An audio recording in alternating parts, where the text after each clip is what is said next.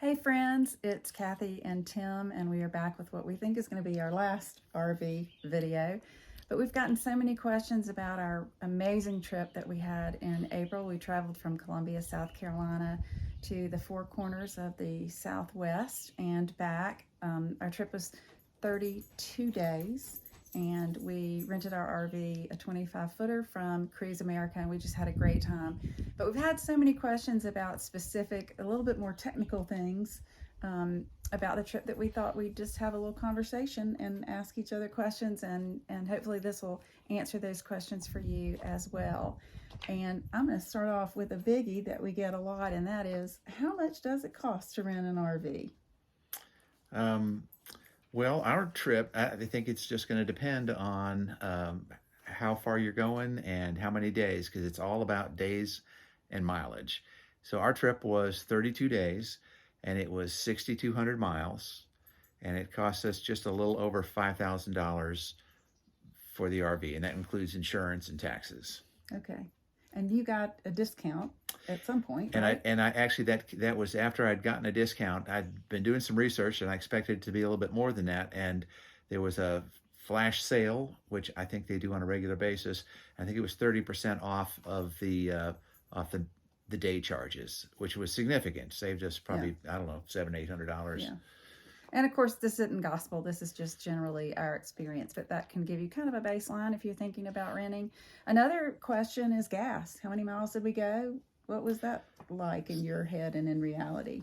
So they estimated they tell you 5 to 7 miles per gallon, and which I found hard to believe, but so I planned on 7, being an optimist, and we ended up getting more like 9 or 10. So we did well on the gas. We spent about $2,000 total on gas for the 6,200 miles.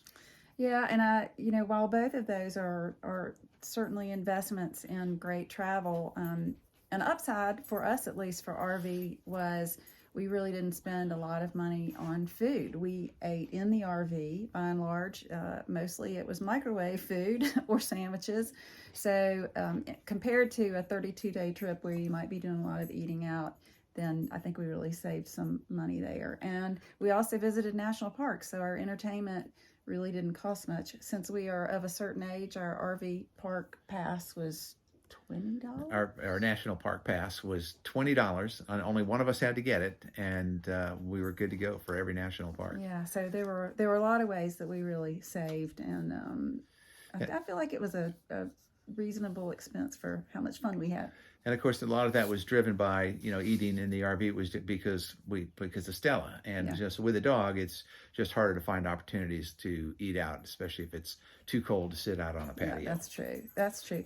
And speaking of Stella, a lot of questions about what it's like traveling with a dog in an RV and how to manage that.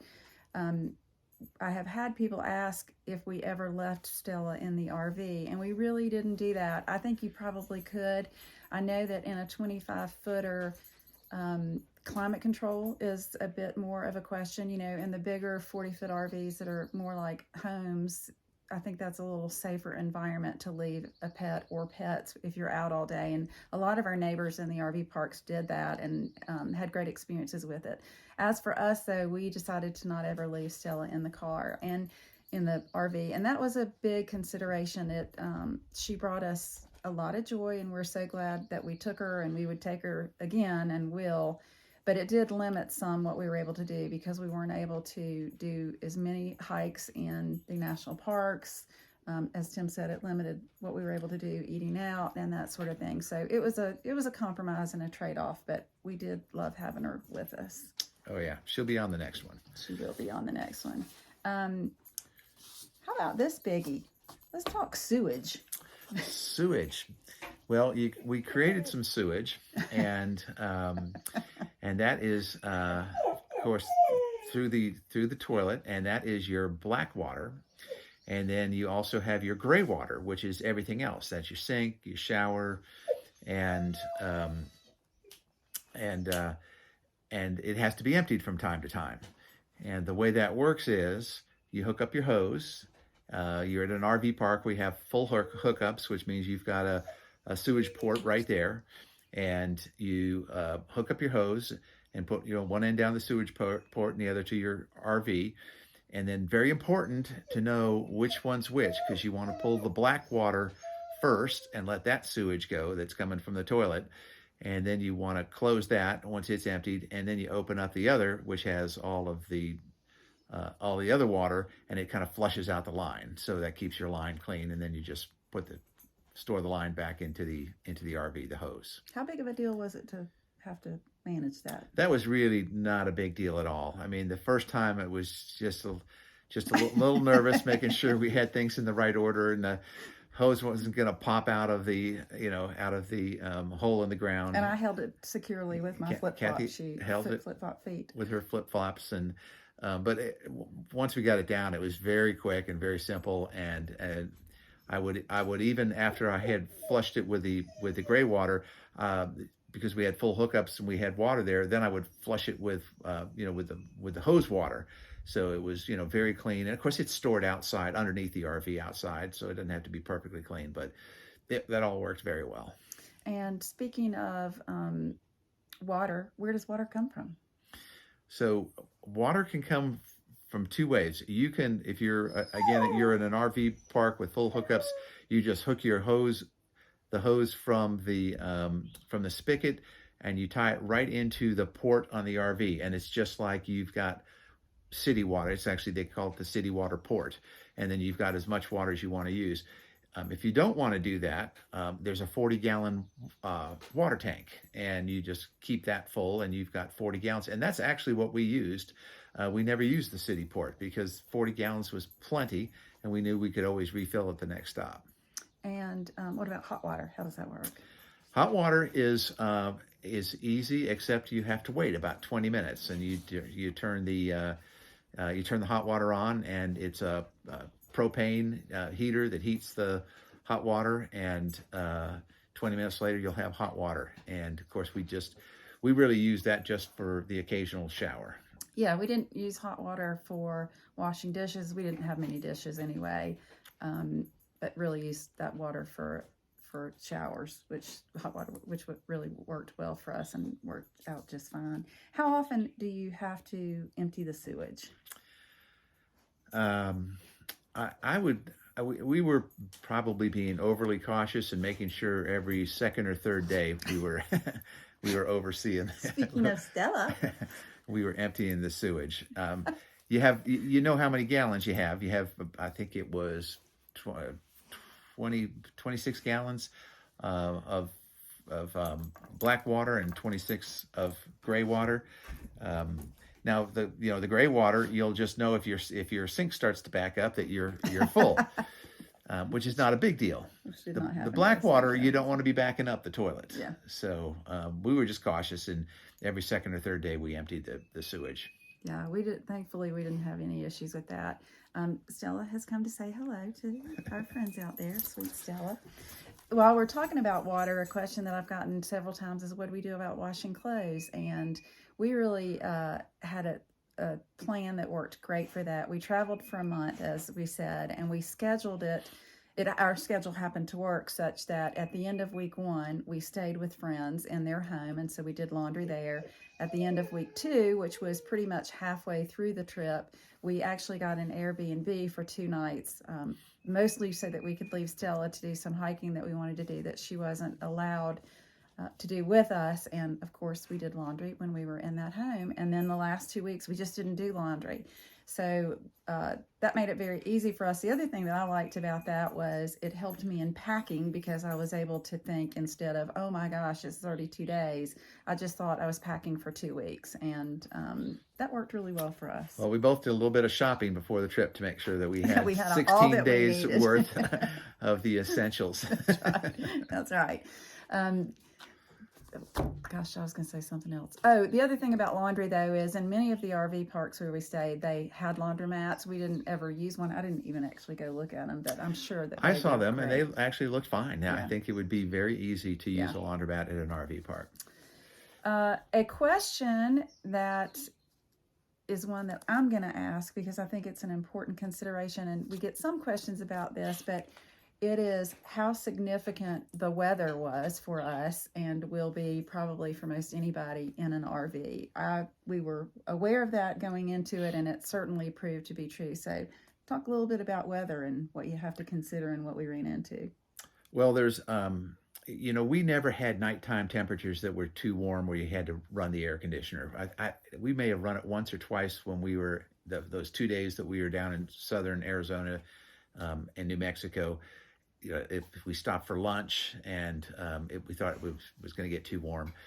Most of the concern was about it getting too cold. And as long as we were sleeping in it, it was going to be just fine.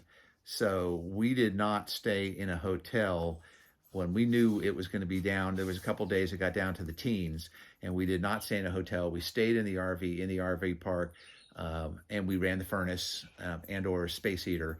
And that was just fine. It kept everything.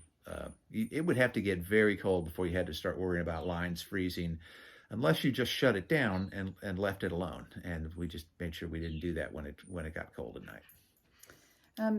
Another question is, what's it like to be tethered to a big RV? I mean, even though we had a small RV, but what's it like to be traveling in that? And I will say that the next time that we RV, we really will consider towing a car or a Jeep or something small to be able to scoot around more nimbly than you can when you're in the RV. For the first trip, it worked great for us. And if we were to go into town, which we did from time to time, we just took the RV. Now, thankfully, Tim's not afraid of driving. He wasn't afraid of being on small streets. He just handled it like a champ. And that made, for me, the biggest concern to be parking.